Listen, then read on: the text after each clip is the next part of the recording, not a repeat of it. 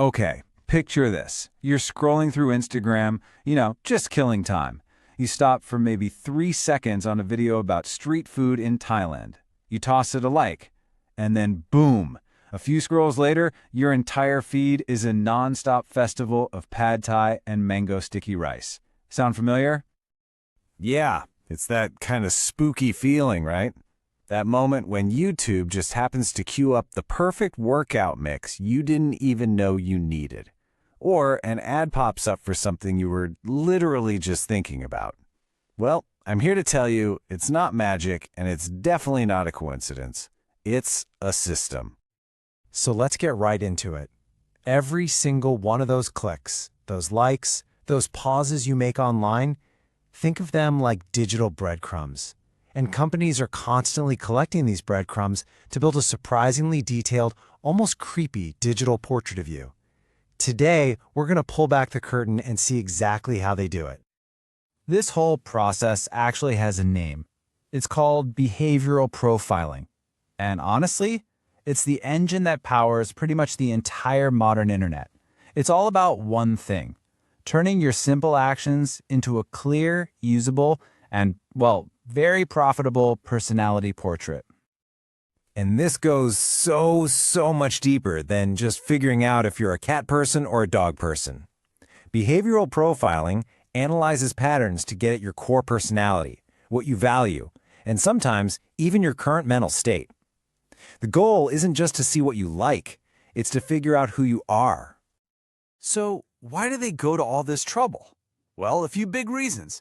For starters, to show you ads that are so specific they feel like they're reading your mind.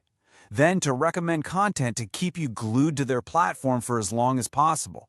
And here's the big one: to predict what you'll do next and maybe even influence the choices you end up making. Okay, so how does a simple, totally innocent like get twisted and turned into such a detailed profile of you? Well, it's a surprisingly systematic journey. It's basically a 4-step process that turns your click into their label. Let's break down that 4-step process right now. It's actually pretty straightforward when you see it laid out. So it all starts with step 1, data collection. That's you liking that Thai food video. Simple. Then comes data aggregation.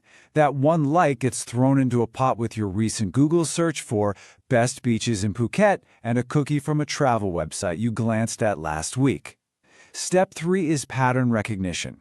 An algorithm sifts through all that and spots a trend. Hey, this person is really into travel to Southeast Asia. And finally, step 4, profile labeling. Boom, you're tagged potential traveler and interested in Asian cuisine. And here's what those final labels can end up looking like. Really simple actions get translated into these hyper-specific monetizable tags. Liking a bunch of luxury brands could get you labeled the shopaholic urban female. Sharing a lot of political news, you might get tagged a political dissenter. These tags are the end product, the thing that gets sold to advertisers or used to tweak what you see next. All right, so now we get the how. But what about the so what? What are the real-world consequences? This is where we get into the incredible power, and frankly the peril, of all this seemingly innocent data.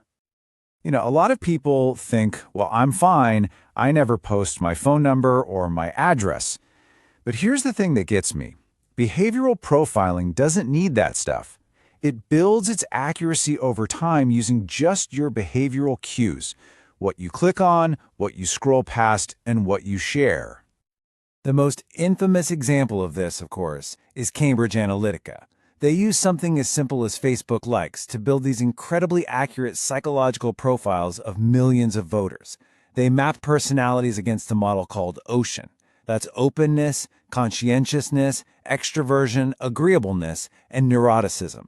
This allowed for political messaging that was targeted with scary precision. And if you want to know just how powerful this is, check this out. Research showed that with just 150 of your likes, an algorithm could predict your personality more accurately than your own family members. Let that sink in for a second.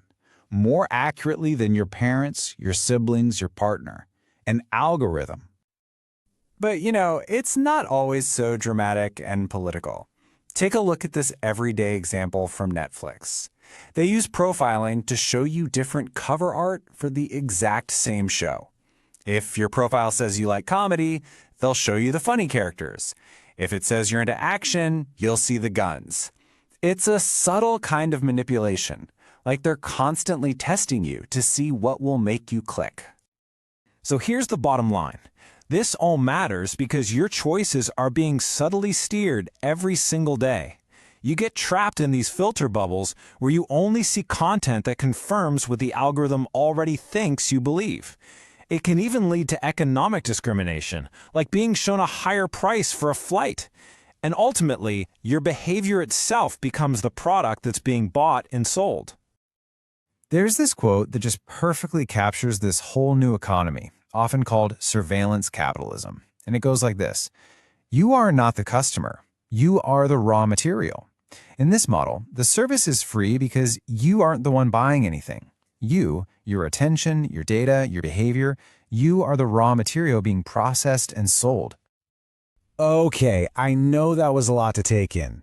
It sounds pretty grim, but it's not all doom and gloom.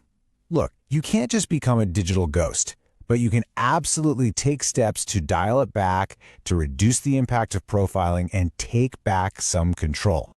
So here's a quick digital toolkit. Start using privacy-focused browsers like Brave or Firefox to block trackers. Get into the habit of clearing your cookies regularly. It helps break the data trail. Be ruthless with your app permissions. Does that calculator app really need your GPS location? And seriously, take 5 minutes to review your ad preferences on Google and Facebook. You can actually see the labels they've put on you and delete them.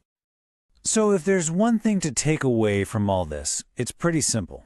That casual, that brief pause on a video, it might seem totally trivial and meaningless to you. But in the data economy, those tiny actions are pure gold. They're the raw materials they use to build a digital you that you might not even recognize. And that really leaves us with a final, pretty big question. Every click you make is another sentence in the story of your digital self. So the question is, who do you want holding the pen?